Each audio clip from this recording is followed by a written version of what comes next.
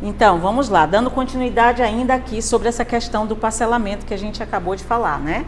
O parcelamento não será adotado quando a economia de escala, a redução de custo da gestão ou a maior vantagem na contratação recomendar a compra do item do mesmo fornecedor. Então, quando eu tiver essa questão de compatibilidade, por exemplo, eu tenho um equipamento de rede lá no meu parque de equipamentos da área de tecnologia que só consegue conversar compativelmente, técnica e compativelmente, com um determinado tipo de switch. Eu preciso comprar isso do mesmo fornecedor, porque aquele fornecedor é quem tem, né? Pode ser vários fornecedores. Eu não vou restringir o mercado, mas eu preciso amarrar a compra de um item com outro. É nesse sentido que é possível parcelar, né? Que é possível a gente colocar a licitação por lote, no caso. Quando o objeto a ser contratado configurar o único sistema integrado e houver a possibilidade de risco ao conjunto do objeto pretendido. Vamos dar um exemplo prático, professora. Por exemplo, eu estou adquirindo uma solução que é uma locação de um sistema informatizado de folha de pagamento. E eu quero que esse sistema informatizado de folha de pagamento converse com outro sistema de contabilidade para enviar as informações da folha de pagamento para a área contábil, para a área financeira. Então, eu preciso contratar 2 outros subsistemas, que seria subsistema de contabilidade, subsistema de financeiro. E aí, então, esse sistema de folha de pagamento precisa estar aqui integrado para facilitar esse conjunto e ter uma viabilidade técnica, uma solução técnica razoável e satisfatória para a administração. Nesse sentido é que eu faço a minha justificativa para parcelar, para fazer a licitação em lotes, né? Quando o processo de padronização ou escolha de marca levar a um fornecedor exclusivo, é uma outra forma também, é um fornecedor exclusivo. Se eu tiver como justificar que aquela marca é a que nos atende de forma técnica, um parecer técnico da sua área de TI, da sua área de informática, tem que escrever esse parecer comprovando essa questão da vantagem e da compatibilidade técnica, aí também eu posso fazer essa possibilidade aí de não adotar o parcelamento, tá? Em relação à informação aí do que trata o inciso anterior, desde que é fundamentada em estudo técnico preliminar, eu posso aí exigir que os serviços de manutenção e assistência técnica sejam prestados mediante deslocamento de técnico ou disponibilizados em unidade de prestação de serviço localizada em distância compatível com as suas necessidades. Vamos explicar o que é que quer dizer esse parágrafo 4º aí do artigo 40 da nova lei de licitações. Numa situação que eu preciso, vou dar um exemplo bem simples. Eu tenho na minha cidade diversos postos de combustíveis, mas eu vou fazer a licitação de combustíveis e derivados, né? Óleo, diesel, gasolina, todos aqueles combustíveis e derivados. Mas eu quero colocar no meu edital, aqui no meu termo de referência, que esse posto tem que estar a pelo menos 20 ou até 15 quilômetros distante da minha sede, da sede onde fica a frota dos meus veículos. Eu tenho como justificar esse tipo de situação, não vou restringir o mercado, mas eu vou colocar que apenas aqueles postos de gasolina que estão sediados nessa proximidade que eu estou exigindo é que vão participar da minha licitação, porque um posto de gasolina que estiver a 40, 50, 70 ou 100 quilômetros distante, se ele ganhar a licitação, o veículo nosso para abastecer, ele vai viajar 100 quilômetros para abastecer, quanto ele vai gastar? Então não tem o custo-benefício dessa distância entre a sede do órgão e o posto onde o veículo da nossa frota será abastecido, inviabiliza economicamente. Então essa é uma das justificativas aqui numa situação. Quando eu também preciso da manutenção e assistência técnica que esteja, né, que o deslocamento tenha um deslocamento de um técnico. Eu faço um pregão eletrônico para manutenção e assistência técnica dos nossos aparelhos de ar-condicionado.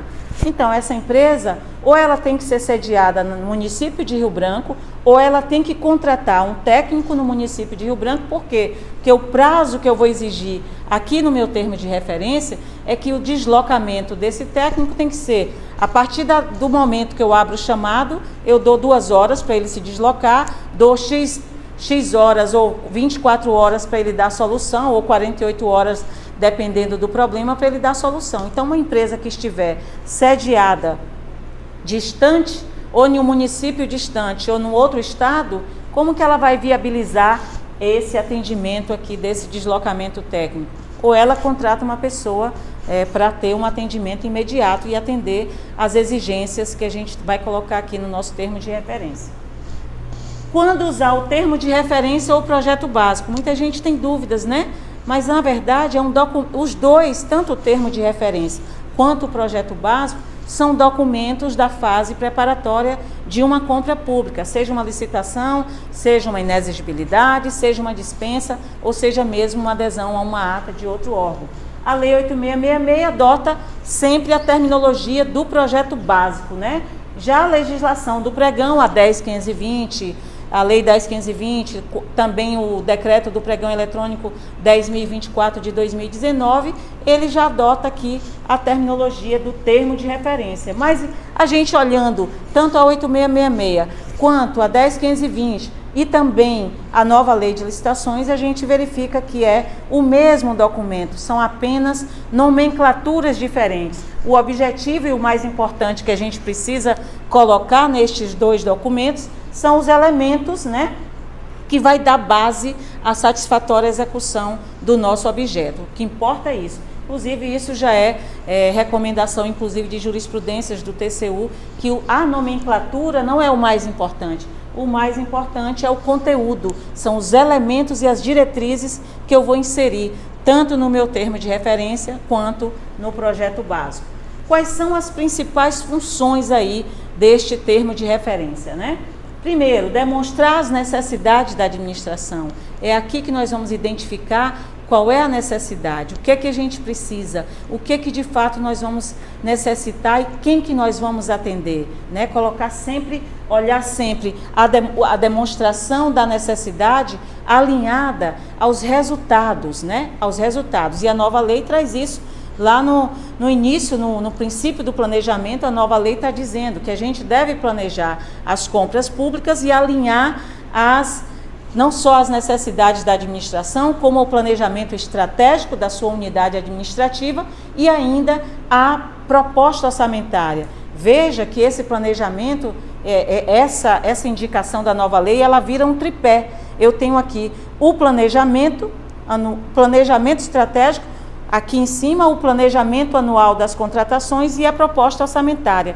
Um não anda sem o outro. Essa demonstração que a gente deve dar aqui no termo de referência precisam estar alinhadas, inteiradas uma com a outra, né? Interligadas.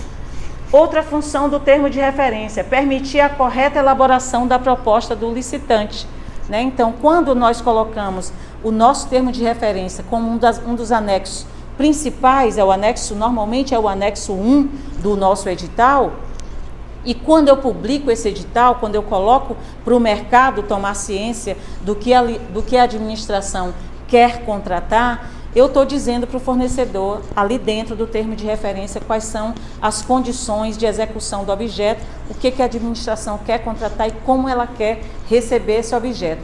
Por isso eu preciso dar clareza, para que o mercado lá fora, o licitante lá fora, entenda. Isso quando eu faço uma elaboração de um termo de referência claro e preciso, eu vou dar, inclusive, eu vou atender aí diversos princípios, princípio da transparência, princípio da publicidade, o princípio da competitividade, porque as empresas vão ler e vão entender exatamente o que eu quero e vão se interessar em participar da minha licitação, o princípio da isonomia. Veja que são diversos princípios em conjunto aí, numa única ação que nós podemos fazer de forma clara e precisa aqui na elaboração do nosso TR, do nosso termo de referência. Quarto aqui, possibilitar a competitividade e a aplicação do princípio da isonomia. Acabei de falar sobre isso. Quando eu dou clareza, eu estou atendendo outros princípios, né? Viabilizar a execução do objeto, pois é no TR que vão ser determinadas aqui as suas diretrizes. E quinto, evitar aquisições irracionais, desperdiçadas ou desnecessárias, uma vez aí que o termo de referência que vai limitar aqui o nosso objeto, a execução do nosso objeto. Então, até a próxima aula.